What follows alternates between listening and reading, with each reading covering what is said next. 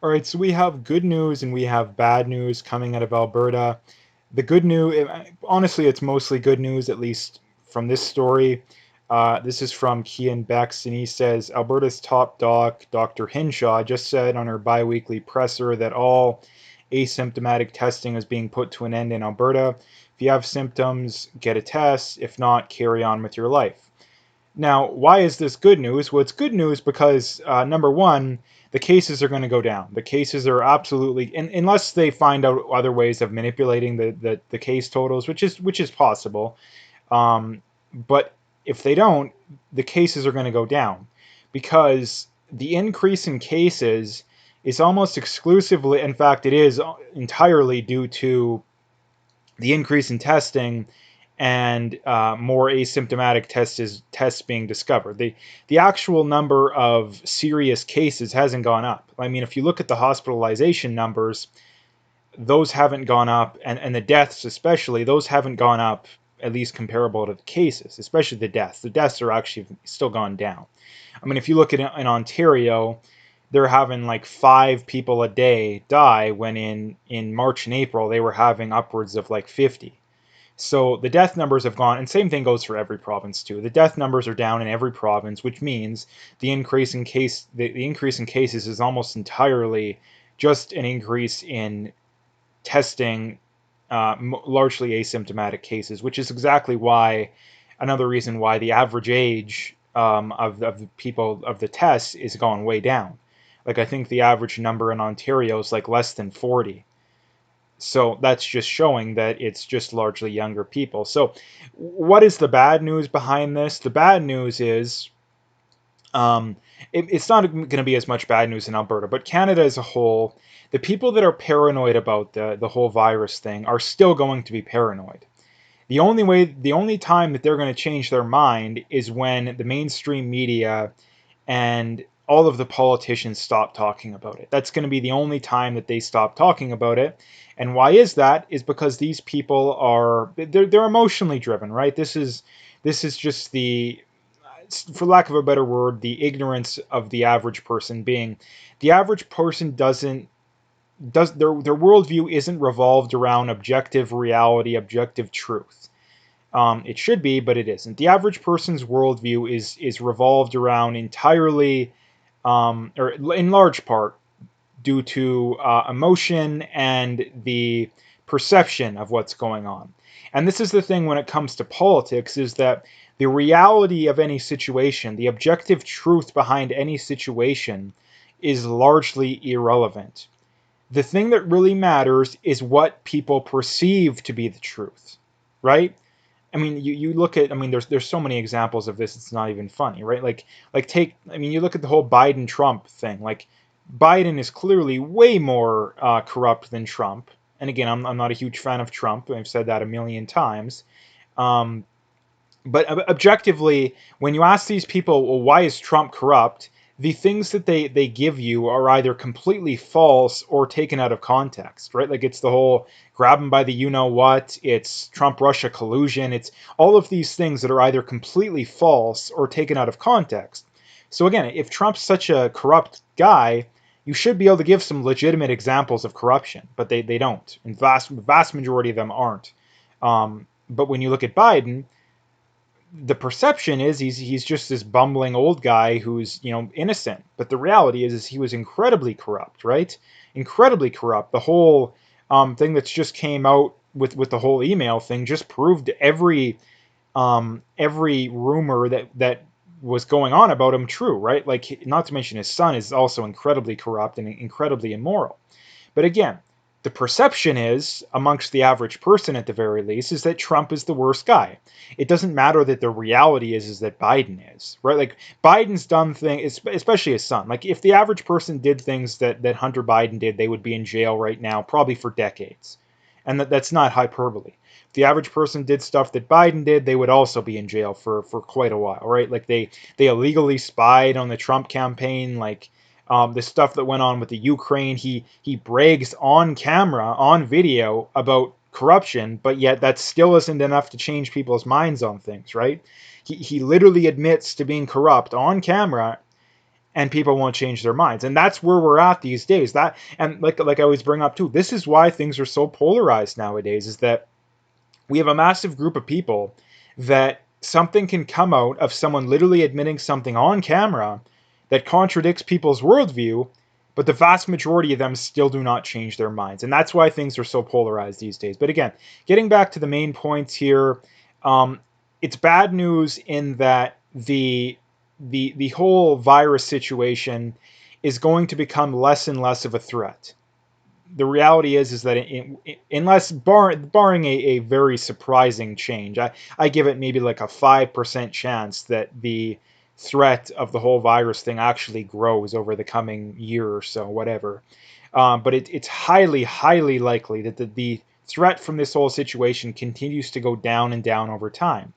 The problem is that there's a very large percent of the population, including most politicians, that have staked their reputation and staked their livelihoods a lot of times on this being this big, massive, borderline doomsday event. And the problem is that people just don't want to admit they're wrong these days. So the more and more evidence that comes out to show they're wrong, the more and more they're going to double down. I mean, you see this in other countries. Look at Australia. They have draconian lockdowns right now. I think it's Ireland and parts of England that have re-locked down. So again, the most places, these people, they're just not going to admit they're wrong. And this is why people need to speak up when it comes to this kind of stuff. Again, people always ask, well, what can you do to make a change? What's number one? You have to speak up. Like especially when there's not a lot at stake, right? Like if you're just having a everyday conversation with your friends or your family, and they're all paranoid about this, you have to speak up. You have to speak up. There's no question about it. Um, and again, I know some people say, well, at work it's a little different. Yeah, but again, like for some people, losing your job may not be the worst thing in the world. Maybe you find a better job, right? Or at the very least, like, do you really want to be working with people that hate your guts? And that's the thing, like people pushing for lockdowns at this point, they're people that genuinely have bad intentions, right? Like they genuinely have this isn't just a simple political disagreement at this point. This is people that they are fully on board with double digit unemployment. They're fully on board with businesses being shut down. They're fully on board with causing a massive spike in anxiety and depression and suicide. They're on board with that. And again, that is not a simple political disagreement. We are way past that. So any of these kind of people saying, "Oh, we just have a minor," no, you don't have a minor disagreement, right? You don't have a minor disagreement.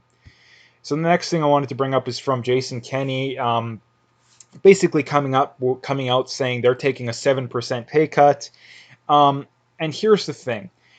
There's kind of two conflicting points I have on this. The first one being, this is something that I've been calling for a while, that politicians should have to take a pay cut. Coming out of it, like politicians absolutely should have to take a pay cut, and the ones that are supporting the lockdowns should be taking an even bigger pay cut, even bigger. But the thing is, 7% for these people really isn't that much. Like, what is the average? What do MPs make? Isn't it like, I don't know, 120, 130? I don't even know what it is, but it's definitely well over $100,000. So again, is there that big of a difference between $130,000 a year and 120? Again, I know that's not perfect math, but roughly that's not much of a difference, right? That's maybe that, yeah, you don't go on your vacation this year, big whoop, right? I mean, you're probably not going to be able to anyway, right? So that's the problem. Like that's the problem, is that's 7% for these politicians, that's a drop in the bucket. They hardly notice that. But 7% for someone making 50, 60,000 a year is a lot of money. That's a lot of money. And a lot of these people are probably just barely getting by as is, right? They're just barely getting by as is. And like I say too, I don't want this to come off as overly critical, because they are doing the right thing. But on the flip side, it's still not nearly the same as the average person. But again, I would say that they deserve more credit than they do criticism, right? Because I don't think there's any other major province, or any province that I know of, that's done this. I don't know of anything. And here's the thing, like, I think politicians should have to take an even bigger pay cut, right? Politicians should have to take an even bigger pay cut. And here's the thing.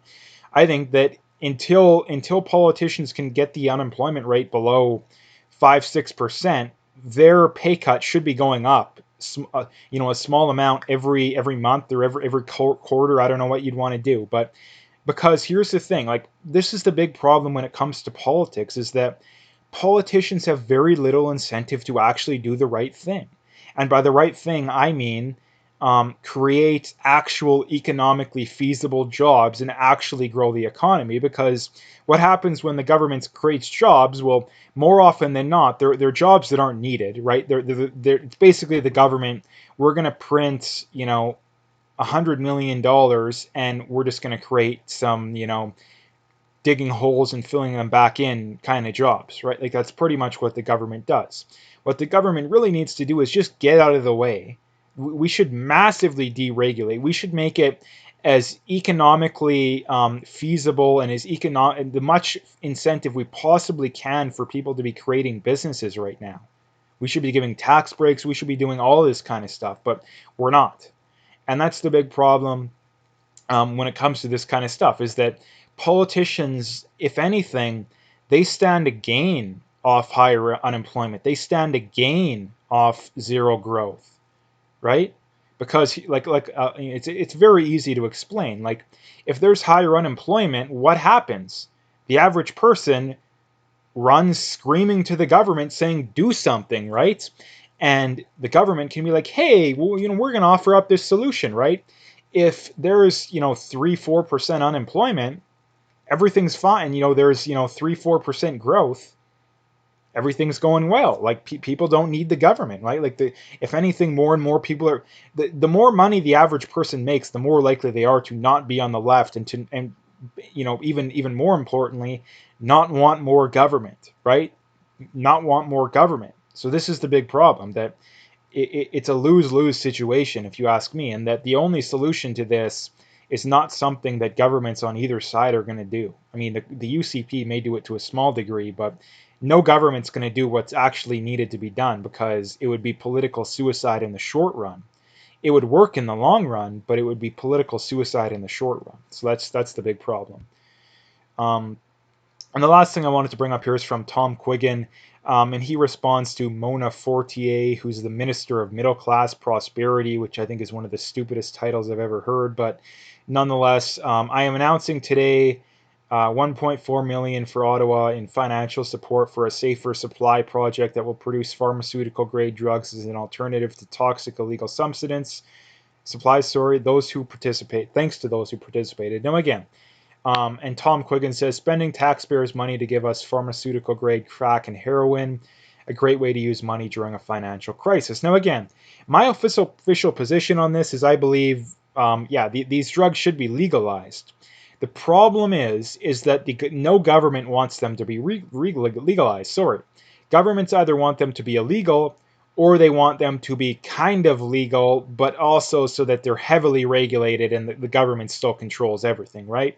So these drugs should absolutely be legalized. But again, on the flip side, we also shouldn't be giving people free healthcare or do this kind of stuff. That's the one caveat you need. That if you want to have drugs be legal, perfectly fine.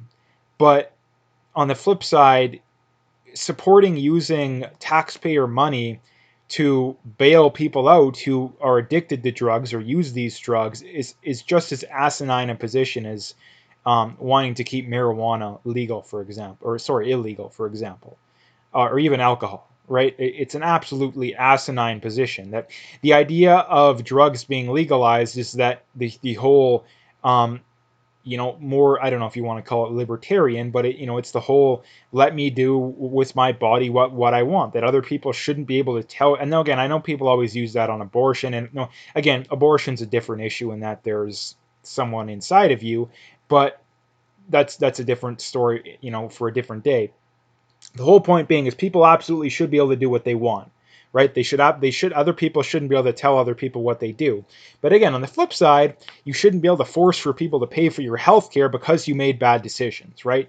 So again, if you're going to support the legalization of drugs, but you support taxpayer subsidized health care, those are blatantly contradictory points, like blatantly contradictory worldviews. Um, and again, the other big problem too is there's no safe way of doing crack or heroin. Would these drugs produced in some government lab be safer than the ones in the street? Yes. But there's also no safe way to do crack and heroin. It's still going to be very bad for you, right? Like, and this is the thing I can't stand, that like you have these people that support the prohibition of some things based off the guise that they're unsafe, right? Like, I don't want to give the obvious example, but drugs that enhance human performance is kind of what I'm getting at. That the mainstream media has everyone convinced that they're the worst things in the world, and they're what causes people to die super early. When in reality, they're a little unhealthy. They're unhealthy if you abuse them, but in in small dosages they're not unhealthy, and slightly, but not nearly as unhealthy as crack and heroin, right? So you have people that they support keeping that stuff illegal, but they don't support, or they do support legalizing this stuff, even though it's much more dangerous.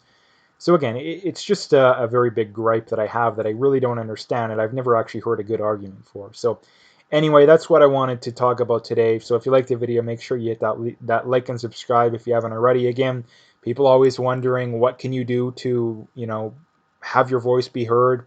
The easiest thing, number one, like I say, speak up when you get the chance. And number two, you have to support people that are speaking the truth. So make sure you're doing everything you can to support people that are speaking the truth, or at the very least, pushing back against the mainstream media garbage. So, like I say, all those links are in the description, so you can find them all there.